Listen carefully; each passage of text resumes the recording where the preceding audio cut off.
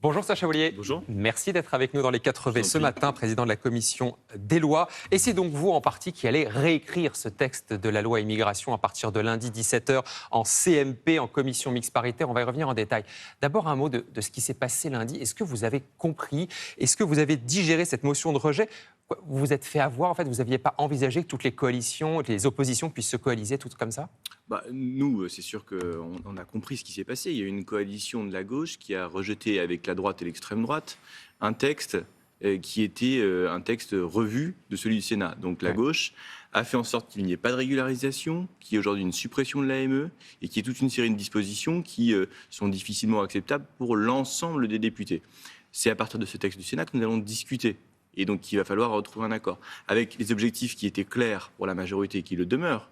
Expulser les étrangers délinquants, 4000 étrangers délinquants en France, simplifier les procédures et, dans la mesure du possible aujourd'hui, régulariser les travailleurs dans les métiers en tension. Donc justement, à partir de lundi 17h, vous allez partir d'un texte en CMP, en commission mixte paritaire, 7 députés, 7 sénateurs. Ce texte est celui voté par le Sénat, qui est donc effectivement beaucoup plus à droite, beaucoup plus dur que celui que vous aviez voté en commission des lois. Il va falloir que vous trouviez un accord avec la droite. Est-ce qu'on peut trouver aujourd'hui un accord avec la droite sur ce texte? D'abord, je ne vais pas vous faire la commission mixte paritaire sur ce plateau avant qu'elle ait lieu. Est-ce que la tâche à laquelle nous allons nous atteler est difficile? Oui. Elle est extrêmement difficile. Est-ce qu'il faut qu'on tente d'y parvenir? Oui. Et donc, c'est pour ça que d'ici à lundi, il va y avoir des négociations qui sont âpres, qui sont difficiles, dans lesquelles certains peuvent se sentir frappés d'une immodestie, de se dire que, peut-être frappés de l'immodestie qu'on reproche parfois à la majorité, de se dire que c'est leur texte ou rien. C'est ce que dit la droite aujourd'hui. Ce serait dangereux pour la commission mixte paritaire, parce qu'une commission mixte paritaire, c'est un endroit dans lequel les députés et les sénateurs arrivent pour faire un compromis. Voilà. Et donc, si personne ne veut faire de compromis, il ne peut pas y avoir d'accord. Est-ce que nous devons chercher un accord? Oui. Le compromis, en tout cas, s'il y en a un possible, c'est avec la droite. D'ailleurs, Elisabeth Borne reçoit encore aujourd'hui à 8h30 les dirigeants de LR pour négocier avec eux.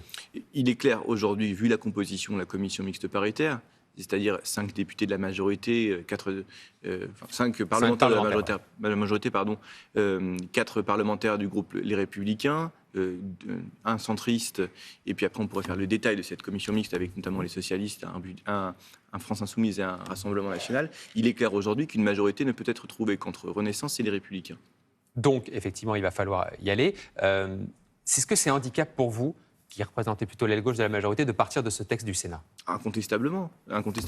Mais regardez l'explication donnée par Delphine Batho, qui est la seule députée de gauche à ne pas avoir voté la motion de rejet préalable, à ne pas avoir dit dès le départ qu'elle ne voulait pas discuter le texte de l'Assemblée. Elle ne donnait pas quitus au texte de l'Assemblée. Elle ne disait pas que le texte de la sortie de la commission des lois que nous avons élaboré était le bon. Elle disait qu'il était moins pire que celui du Sénat. Et donc aujourd'hui, ceux qui ont voté la motion de rejet préalable à gauche ont joué la politique du pire. Donc le texte qui va sortir de toute façon de la CMP, s'il y a un accord, ce sera forcément un texte plus à droite que ce qu'aurait voté l'Assemblée. Si nous parvenons à un accord, oui. Elisabeth Borne se dirige, en tout cas les infos qui commencent à circuler dont nous avons connaissance, qu'on pourrait peut-être saucissonner le texte, pardon pour le texte. En gros, on ferait voter uniquement le côté répressif, expulsion des étrangers qui ne sont pas régularisés, et on garderait l'AME, la régularisation des travailleurs dans les métiers en tension, pour un autre texte. Vous pourriez comme ça couper le texte en deux? Bon, d'abord, je pense que l'AME, je redis qu'il n'a sa place ni dans ce texte, ni dans un autre.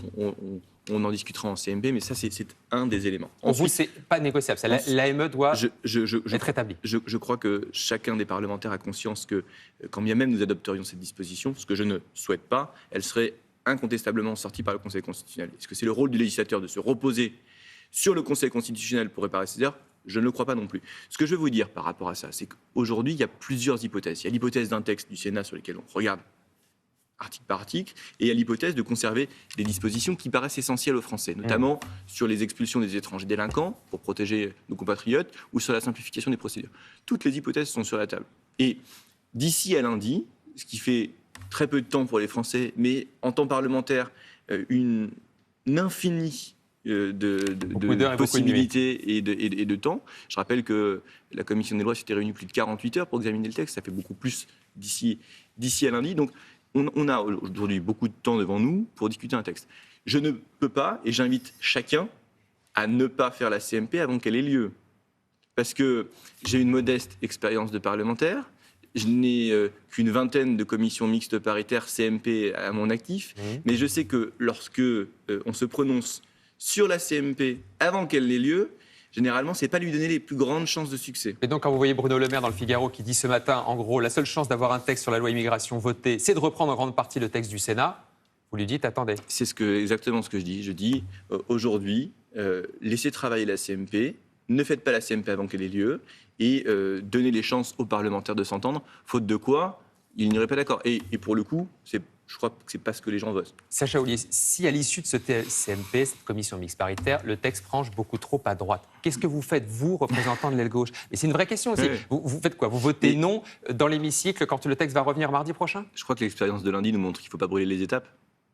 On avait un texte en commission des lois, on n'a plus en sortant de l'Assemblée nationale. Donc on verra si on a un texte à la CMP. Et aujourd'hui, vous dire que je vais voter ou pas voter un texte dont je ne connais pas la teneur, je ne peux pas vous le dire. Mais en tout cas, vous ne voterez pas forcément oui parce que c'est un texte de la majorité. Il y a deux rôles que je joue et qui sont distinctifs. Je sais que pour les gens, ce n'est pas forcément intelligible.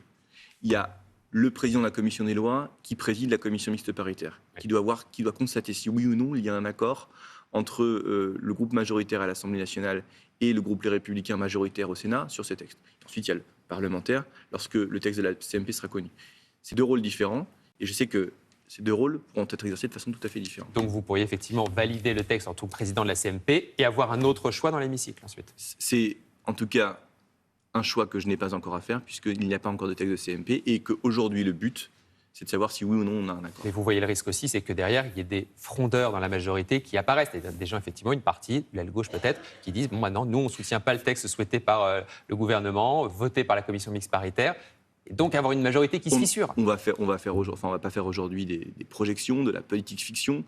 C'est ce qui a probablement beaucoup coûté. Et c'est le fait qu'on ait compté sur le soutien notamment des Républicains qui s'étaient engagés à voter, au moins à examiner. Bon, je rappelle que beaucoup de députés nous annoncent toute la journée qu'ils veulent un texte sur l'immigration. Ouais. C'est le cas des députés des Républicains, c'est le cas des députés du Rassemblement national. Et lorsque l'opportunité est donnée de discuter un texte, je veux bien croire que ce texte de la commission des lois, il ne plaisait pas à tout le monde. Je l'entends. Y compris nous avions fait des compromis pour parvenir à ce texte. N'empêche qu'on ne refuse pas d'emblée un débat. Et donc, je ne refuserai pas d'emblée moi-même le débat. Je permettrai ce débat et je ferai en sorte, si c'est possible, qu'il soit conclusif à la commission mixte paritaire. Ensuite, revient un texte à l'Assemblée nationale de délibérer. Ça, c'est une autre étape. Mais ne brûlons pas les étapes, sinon on va au-devant de grandes désillusions. D'abord, effectivement, la commission mixte paritaire lundi, le vote solennel mardi. Vous parliez des Républicains qui vous ont fait défaut, qui vous ont peut-être un peu trahi aussi sur les retraites. Vous espériez leur soutien, ça n'est pas arrivé. Est-ce qu'on peut dealer avec les Républicains aujourd'hui, avec Éric Ciotti? Est-ce qu'on peut lui faire confiance? Mais la difficulté des Républicains, c'est que vous parliez tout à l'heure de division. Je crois que leur groupe est profondément divisé, parce que ce que vous disent les cadres des Républicains n'est pas toujours la réalité du groupe Les Républicains. Et que pour 62 députés Les Républicains, combien de divisions? Combien de lignes politiques? Et c'est un petit peu la difficulté que nous avons aujourd'hui à trancher. C'est est-ce que si un texte de CMP est trouvé, si un accord, si une discussion a lieu, si nous retirons certaines choses du texte du Sénat, si nous en ajoutons d'autres, est-ce que les chefs de ce parti sont en mesure de nous assurer un nombre de voix suffisant pour que le texte soit adopté? C'est pas évident. Je ne sais pas. Effectivement. Il y a un risque aujourd'hui que cette loi immigration soit un échec, qu'elle ne soit pas votée, effectivement rejetée une nouvelle fois par l'Assemblée en début de semaine prochaine. C'est une possibilité? Oui, il y a un risque.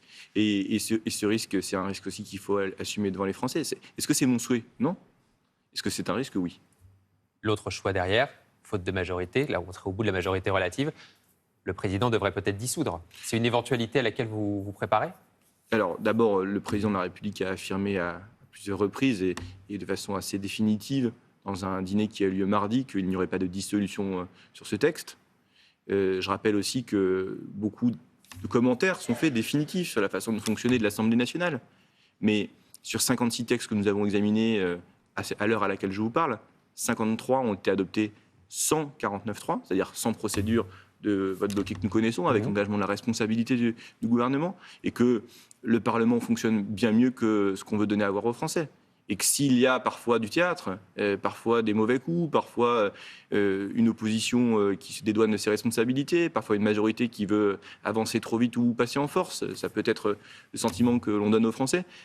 Pour l'essentiel, la France a un budget et les réformes sont conduites. Et justement, vous pensez que le président de la République a encore les moyens politiques de mener de grandes réformes ambitieuses d'ici 2027, avec cette majorité relative? Je pense qu'il est urgent, effectivement, d'inscrire un texte sur l'avenir de l'agriculture pour installer des agriculteurs à la rentrée. Je pense qu'il est urgent de traiter de façon profonde et radicale la question du logement, et que ces deux projets qui sont attendus par les Français pourront occuper la rentrée et trouveront des majorités autrement que les postures que nous avons connues ces derniers jours. Merci Sacha Houlié, vous avez prévu beaucoup de café pour les heures qui viennent, les jours qui viennent? Oui, D'ici nous lundi. avons déjà malheureusement beaucoup consommé. Bon courage pour cette CMP, les jours qui s'annoncent. Sacha Houlié, invité des KV aujourd'hui, bonne journée.